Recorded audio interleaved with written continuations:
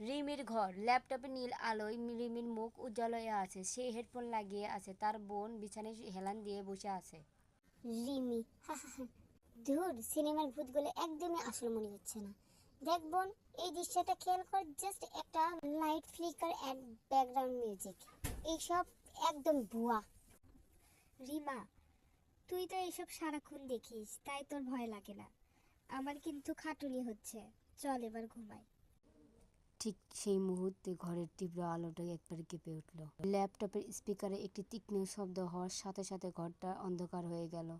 ল্যাপটপটি হঠাৎ হ্যাং হয়ে গেল এবং ছবিটি স্থির হয়ে গেল, যেটি কিছুক্ষণ আগে রিমি দেখছিল।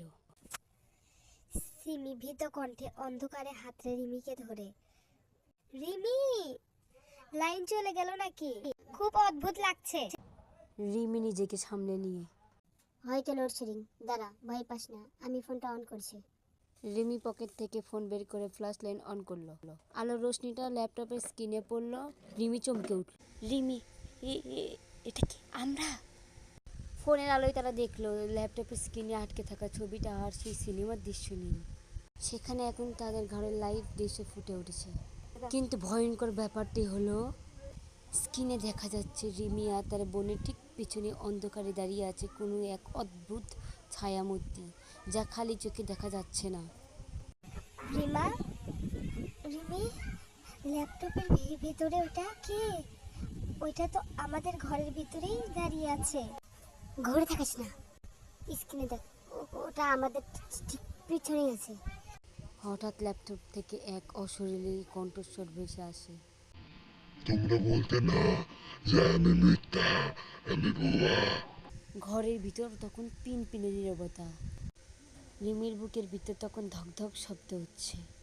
রিমি, বোন, নড়বি না, একদম নড়বি না।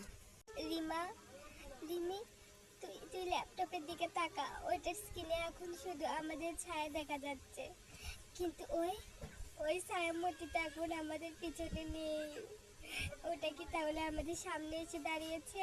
রিমা কথাটি বলার সাথে সাথে একটা বিকট শব্দ হলো, যেন একটা যান্ত্রিক সমস্যা হয়েছে। স্ক্রিনে এখন সাদা, লাল, হলুদ, সবুজ স্থির ক্যামেরা নেই। কি হচ্ছে বুঝতে পারছি না দাদা। রিমি, ওইটা ল্যাপটপের ভিতরে নেই বোন, ওইটা বাইরে বেরিয়ে আছে। দেখ, ডিসপ্লের ভিতরে থেকে দরজা খুলে আছে, কিছু একটা কর বোন। রিমা, রিমি, ল্যাপটপটা বন্ধ কর, বন্ধ কর, চল চল, আমরা এখান থেকে চল পালাই। রিমা, দরজা খুলছে না, কিছু একটা কর। তাদের ঘরের দরজাটি বন্ধ হয়ে গেছে, যেন বাইরে থেকে কেউ